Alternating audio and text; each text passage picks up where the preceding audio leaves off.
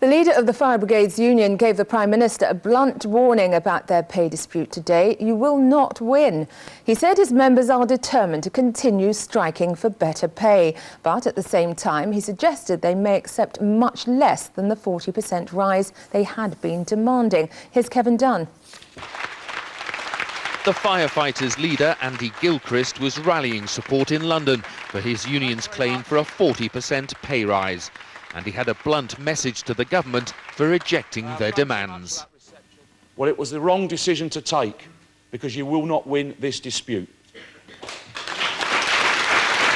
But Mr Gilchrist also indicated that if an offer of around 16% were tabled, further industrial action might be avoided. The issue about the 16% is very clear. That was an offer the employers, we are reliably told, were going to make us in July. I've always said, since July, that could have been the start of a negotiating process. It was the government that actually intervened and stopped that started. This is how the pay claims break down. A fully trained firefighter currently earns £21,500 a year. A rise of about 16% would take the salary to £25,000, said to have been on offer last July. The union's claim is for a rise to £30,000, a 40% rise rejected by the government and employers. The firefighters returned to work last night. On this emergency call in London, they rescued 8 people from a burning flat, including a 4-year-old girl.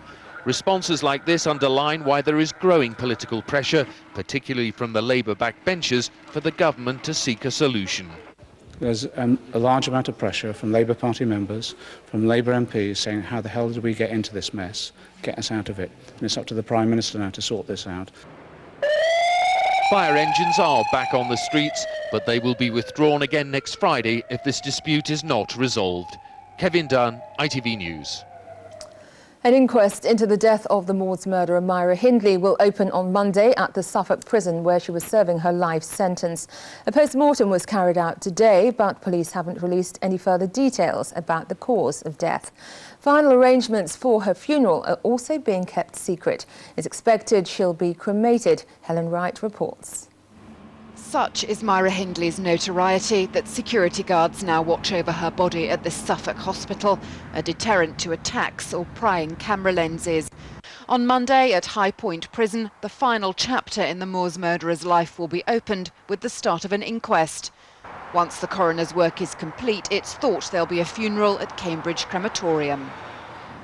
Plans are now in place for Myra Hindley's funeral. It's expected she'll be cremated here. Her elderly mother and up to a dozen other relatives and friends will attend the short service. Then her ashes will be scattered at a secret location. There will be no final resting place for the Moors murderer. Graves bring all kind of memories and difficulties to the fore, and that's the last thing she would have wanted. I mean, the thing she would have wanted more than anything else is to make sure that no more pain and anxiety is caused to the parents than has already been caused. Hindley's lover, Ian Brady, has outlived her despite his fight for the right to starve himself to death.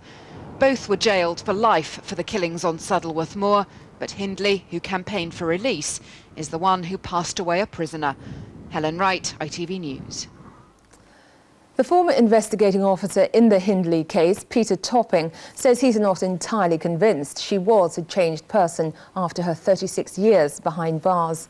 I don't remain wholly convinced, quite honestly, about that. I spent quite a bit of time with her. It's very difficult to be hard and fast on this, but I thought a change of mind was somewhat coloured by her desire to get parole.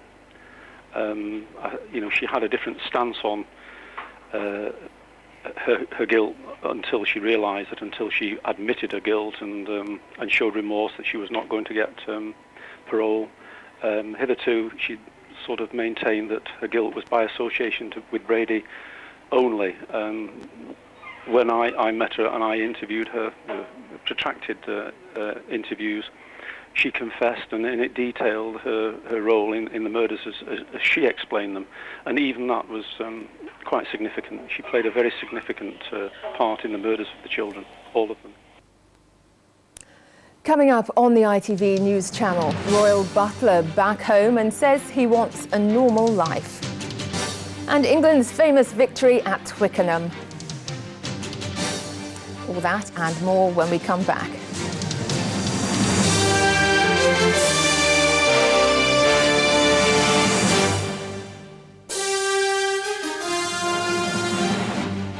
The top stories on the ITV News channel.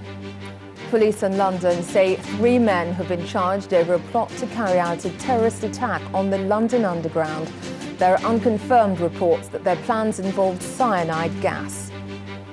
The Fire Brigade Union has hinted that it could be prepared to make a compromise deal with the government. It's thought union leader Andy Gilchrist is prepared to settle for a 16% pay rise, much less than the 40% the fighters have been demanding. A post-mortem examination has been carried out on Myra Hindley at the hospital in Suffolk, where she died yesterday. She's being closely guarded in death as in life, while the final arrangements for her funeral are made. Paul Burrell went back to his home in Cheshire this afternoon for the first time since the collapse of his trial. With his family around him, he said they were united, but he admitted that life would never be normal again. From there, Tim Rogers reports. Whether it was the fear of dark forces or the waiting media, Paul Burrell arrived home from America surrounded by heavyweight security. This was the first time he'd returned to Farndon after the successful court case, and clearly he's decided not to take any chances. But out on the doorstep with his wife Maria and their 2 sons, he was met by the warmest of welcomes. What does it mean to you to get a reception like that when you come out? They're all my friends, and I'm looking forward to going across the road and having a pint with them. It has been very difficult for you, hasn't it, up to this point? It has, but as you see... For all of you, for the whole family. As you see, we are a family, and we will stay united, no matter what. No matter what the press say about us. Throughout it all, he's had overwhelming support from the village. Nothing's changed. The views of Paul and his family have not changed. We still think the same of it as we've always done, and just let's get back to normal Farndon living. Flanked by security, Paul and his wife walked the short distance from their home to the local pub to enjoy a welcome home party. But this was to be a private event, and that's how the family want it from now on. But no one here really expects life to get back to normal just yet. Tim Rogers, ITV News, Farndon. Floods have forced hundreds of people from their homes in northeast Scotland tonight. One town has been completely cut off. Here's Andrew Kerr from Grampian Television with the latest. These dramatic aerial shots show major parts of Moray are underwater tonight after severe floods hit the northeast of Scotland. The RAF helicopter crew who took these pictures say they've never seen anything like it. The towns of Rothes, Forres and Elgin were badly hit. 3 feet of water caused heartache for this pensioner. Absolutely terrible. We were re-gutted, the whole place was re-gutted 5 years ago, and here's it back again. What can you do? What can you do? Can't I stop it? Can't I stop it? It may look like a loch, but this is Linkwood Road in Elgin, where the water level has risen by over a foot in just under an hour.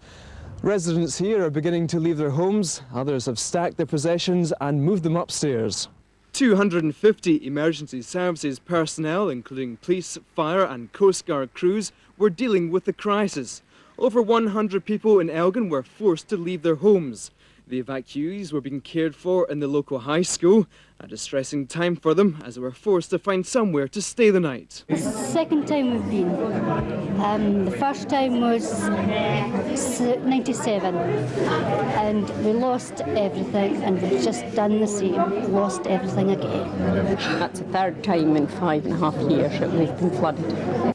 10 roads throughout the region are still closed and rail services have been disrupted. Police have been stretched to their limits. They say it's a major crisis, but they are coping. Well, it has been a large operation led by Moray Council, supported by Grampian Police, and currently we have 100 people in the rest centre at Elgin High School. We are closely monitoring the situation, and hopefully with the rain having stopped, that the water will then now go back down and we'll hopefully be able to get some of the people back into their homes. The endless rain has stopped for now, but many people can't go home tonight. Eventually, they will return and take part in a multi-million-pound clear-up operation after one of the worst floods in recent history. Andrew Kerr reporting there. Well, earlier, my colleague Jonathan Wills spoke to Andrew. He said hundreds of people have been forced from their homes, especially from the town of Rothes. Around 100 people in that town alone have been evacuated from their homes and taken to a special rest centre. Many of them pensioners, in fact, and I spoke to them there, and many of them were in tears at the loss of their possessions.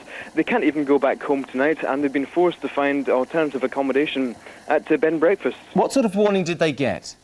There was a fair bit of warning, actually. I mean, there's been 24 hours of very serious rain, but a lot of the people just had to evacuate around 2 a.m. this morning when the water level just rose at an incredible rate. And even when we were spending time in Elgin, the water was rising inch by inch through the minutes.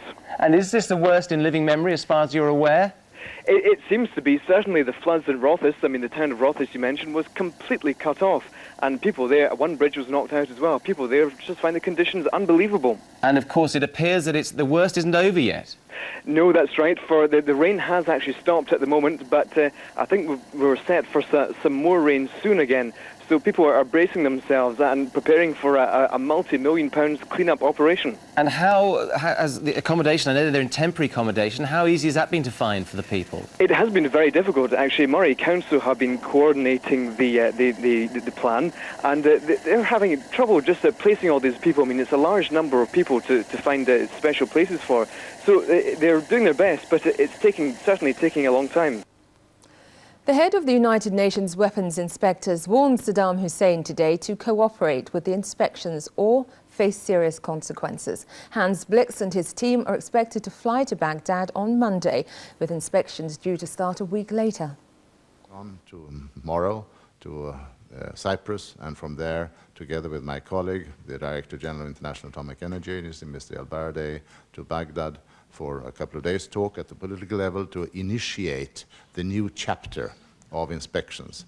And of course, we hope and expect to have full Iraqi cooperation. We shall leave behind us a number of people who will be dealing with the practical things of setting up communications, transportation, and preparation for the inspection. And already by the 27th of November, we think that the first inspectors will be on the way and on the job in Iraq. A year has passed since the liberation of Afghanistan from Taliban rule, but despite early hopes, the country still lacks anything approaching a modern infrastructure. Damon Green looks at how the people of Afghanistan are putting their lives back together after so many years of war. It's a year since Kabul was liberated, but it seems the rebuilding process is set to take much longer. In the Afghan capital, construction methods are primitive, the raw materials little more than earth and water.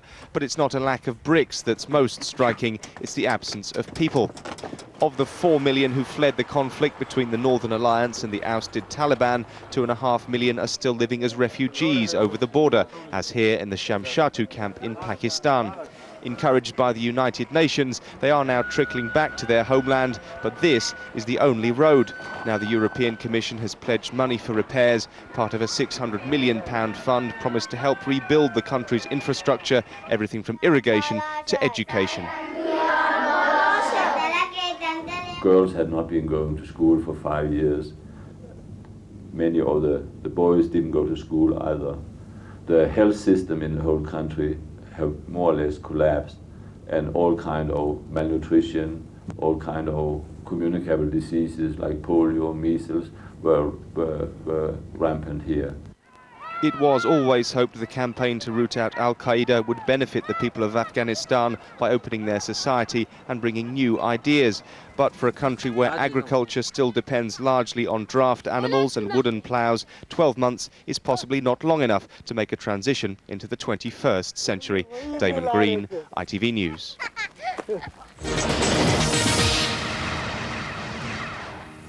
Football and Arsenal have gone back to the top of the table with a convincing win in the North London derby. Arsenal beat Spurs 3-0. Tottenham were a man down for most of the match after Simon Davis was sent off.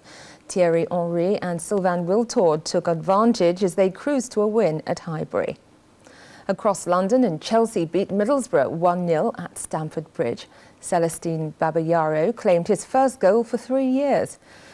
Newcastle came from a goal down to beat Southampton, fullback Aaron Hughes scoring to give them a 2-1 win. And Charlton's Sean Bartlett scored late on to end Man City's run of wins. Final score at Main Road was 1-0. So Arsenal are 2 points clear of Liverpool, while Chelsea stay third. Newcastle are now sixth.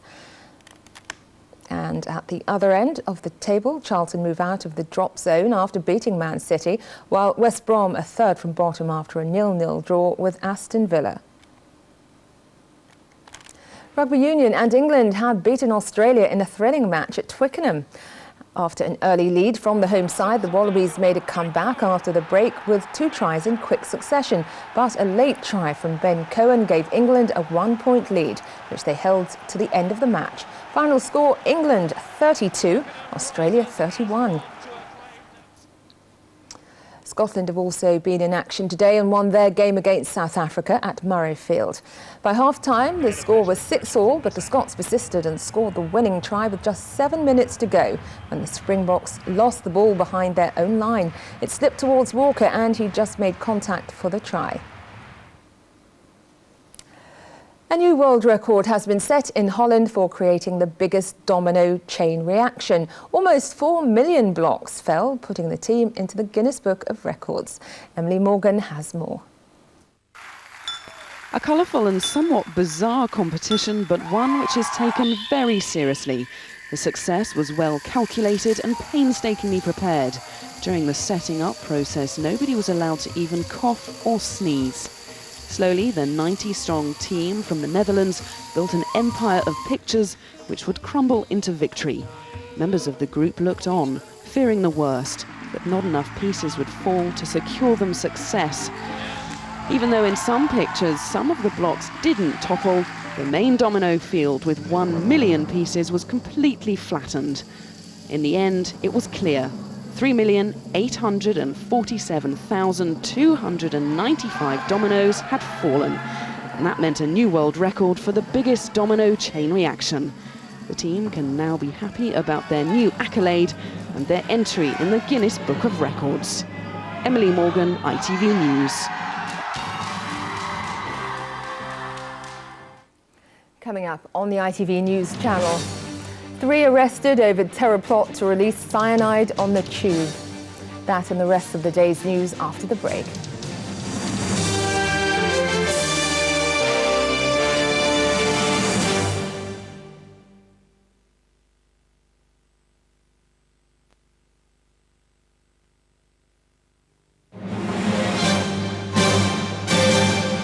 Good morning. Now a summary of this morning's main news.